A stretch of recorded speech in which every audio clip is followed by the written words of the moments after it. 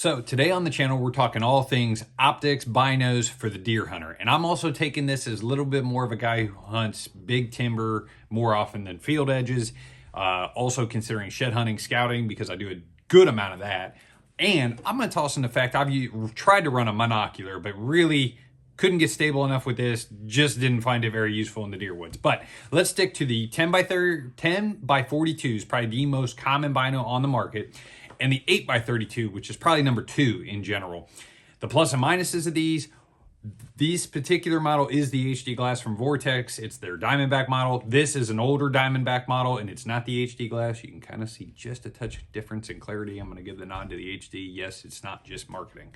But overall, hunted with both of these, shot 3D with both of these.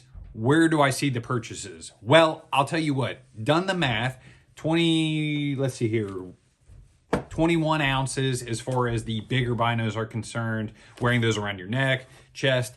I like a bino harness actually for deer hunting. If I'm still hunting or scouting or elk hunting, I like the true harness rig system, if you will, on the chest versus the bungee doodads. The bungees I like better in the deer woods, just lighter, easier to pack.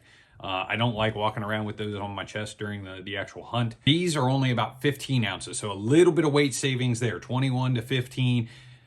That's a little bit noticeable, especially getting steady on things. Having this around your chest, plus minus there, if you will. Dimension-wise, you can kind of see these side by side. I did the rough calculation on inches. It's literally 25% smaller for the 8 by 32s. And the other thing I want to consider here is how much time you spend behind the glass. Like, I'm not an elk guy or somebody glass and bean fields, right? I don't live and die by the glass, so I could go through hunts at a time and never even look through these things. And with the stick bow, I didn't even take binos to the woods because any rack was kind of getting an arrow at that point. So I am actually going to favor the 8 by 32s if you're debating. That also gets factored into price. These are about $50 less. If you go MSRP to MSRP, these are like $279. The higher end, or the 10 by 42s are more like $329, so a bit of a cost savings there. And I just like these better. I like having these in the pack better. I like throwing them in the truck better. I'm an 8 by 32 guy. For whitetails in the deer woods, combination of packability, fit these in a bag, pull them out for a deer hunt, weight, toting them around. Even in the scouting months where it's just all like boots on ground and I put these in a true bino harness, I take the 8 by 32s. I just like these. I don't think I'm ever missing out shooting 3D either if you're trying to find the 11 line, you know, at 22.6 yards. I think these do just fine.